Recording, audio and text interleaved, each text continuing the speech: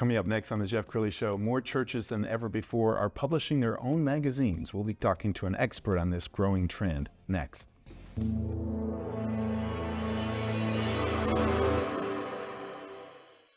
Many are predicting that the worst is yet to come, which is unfortunate, said one person here.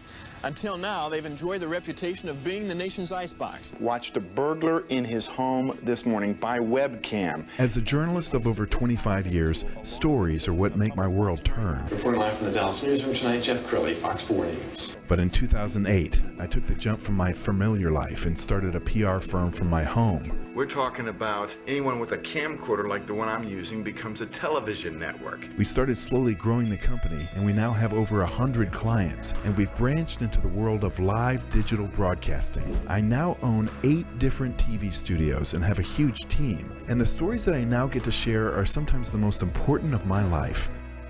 Life has a funny way of coming around full circle. This is the Jeff Crilley Show. Well, as we all know, church attendance is in decline. In fact, I've seen polls that say that more Americans now identify themselves as non-religious than religious. First time in American history. But somebody who's trying to change that narrative is in the studio right now, Diane Voirin with Aquinas Media. Thanks for coming on the show. Thank you so much, Jeff. It's great to be here. Absolutely. Well, we're both Catholic, and you invited me to a networking group a couple of months ago, and it was just fabulous, and we'll talk about that in a minute. But let's talk about your magazine business. How did it start? Thank you so much. Well, I'm actually a regional facilities manager for JCPenney, so we had to take a little furlough when the pandemic started, and we had to close our stores for a little bit. So I was literally just thinking maybe I could redo resumes or help people in some way while I was sitting here at home. And I stumbled upon an ad that said, become a publisher of a Catholic magazine. And I truly just thought that had to be, there couldn't be anything real about that, because that was just, too big and beautiful of an endeavor. But long story short, I've launched a few, and we have a few other publishers now in DFW that have launched a few. So we have 6 running, supporting the Catholic churches around here. That's amazing. We're going to pull up her website, and as we scroll down the website, let's talk about the features and what you're able to do and how it can kind of glue a church together. Yeah, so we have a ministry calendar that drives people back to the ministry activities and back to the faith, and we've driven people really back to the pews. We have pastor notes. We have a local family featured every single month that's, typically a story of them overcoming something or something very positive. We have Catholic charities and nonprofits and really beautiful, powerful local stories. Sure. Give me some of the feedback that you've gotten so far from readers. It's been amazing. When the readers call, it's always a surprise to me. We had one reader, she reached out because her mother was 94 years old and needed last rites. And she knew she had a couple of hours and she couldn't seem to get a priest to return her calls. And she said, I know it's Christmas week and they're busy, but I need help. So I'm just raising my hand to the community. You're doing these Catholic magazines. Can you help me? And we did. We got her a priest there in time, and they invited me to the celebration of life the next week. And they were just so happy that she left the world in peace and grace. And to be a part of simple things like that, it's just so rewarding being a part of this. Absolutely. And I can also see how, my wife and I go to Prince of Peace Catholic in Plano, and it's a big church, and they have so many different masses that it's hard to feel connected sometimes. I recognize the people who go to our masses, but I wouldn't know people who don't. Right. So talk about how magazines can work to bring the community together. Yeah, that's exactly what we aim for, is faith, family, and community. We're just really trying to drive people back to, hey, you've probably seen this family and in your church, why don't you reach out to them and ask them something about this story, or why don't you engage a little bit more? And we do see, there was a parish that we piloted a parish model magazine just a couple of years ago in Arizona, and they saw 5 to 6 more people coming in every month as new parishioners registering because of the magazines. Wow. They even saw such an increase in tithing that they started trying to figure out what was different, and they realized, it's the people with the magazine that's bringing in. They're coming in with tithes. So it's been really, really gratifying seeing. Very cool. And as I mentioned off the top of the show, we met through the North Dallas Catholic Connection, which is a new networking group that just sprouted up. And I'm going to pull up that website, and as we scroll down the website, talk about what this networking group is and how it differentiates itself from other networking experiences. Yeah, so this is a Catholic networking group that we just started. We launched it 2 months ago. You were such a great speaker last month. We were so grateful that we've had such good attendance. The first 2 months we had 50 seats and more than 50 people showed up. This morning we already had almost 10 additional that had tried to get on since we sold out the one for today. So it's powerful seeing that people do want to do business together, and they do want that faith and that family and that community aspect of not only their lives, but their businesses. So it's... Yeah, what struck me is that, when you go to church, it's improper to talk business, really. I mean, you really don't, say, hey, wow, you got a life insurance business. Wow, we need to talk. But here, it's really welcomed, and you're saying, hey, this is a safe place. This is a place where people who are like-minded can do business together. Mm-hmm. Right, exactly.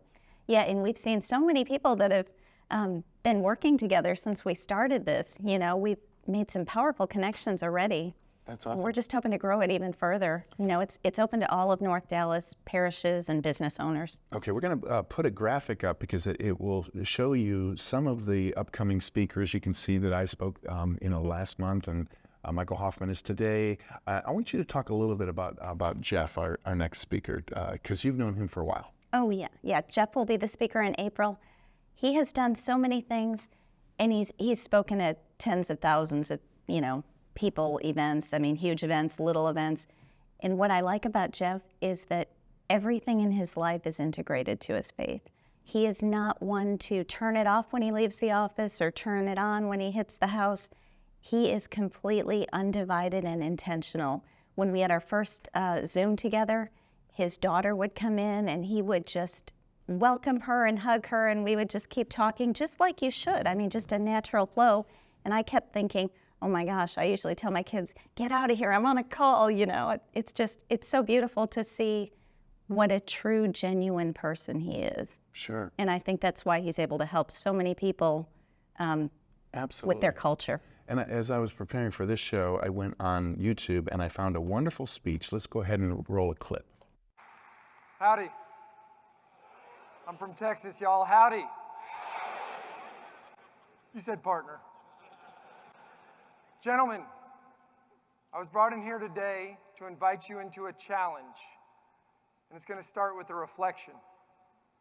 If you choose to accept this challenge, I'm going to ask you right now to close your eyes. I know it's after lunch. Stay with me. Okay, your eyes are closed. I want you to settle your breath. Take a big, deep breath in. Now in silence, I want you to invite the Holy Spirit to clear your head. In your mind, I want you to picture your family. Whatever that means to you right now, picture your family, and let's make a still image in our minds of our family.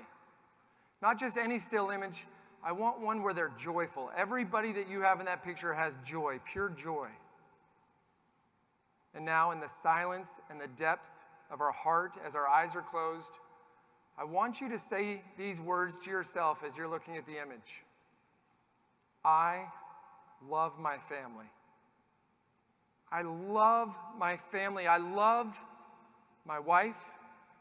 I love my kids. I love my entire family.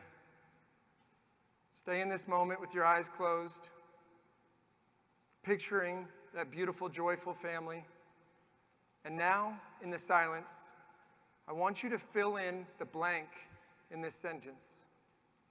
I love my family, and I would blank for them. I love my family, and I would blank for them. Sit in this moment, take another breath, and open your eyes. You love your family. You love them. You love them and you would blank for them. What is it? Yeah, I already hear it, right?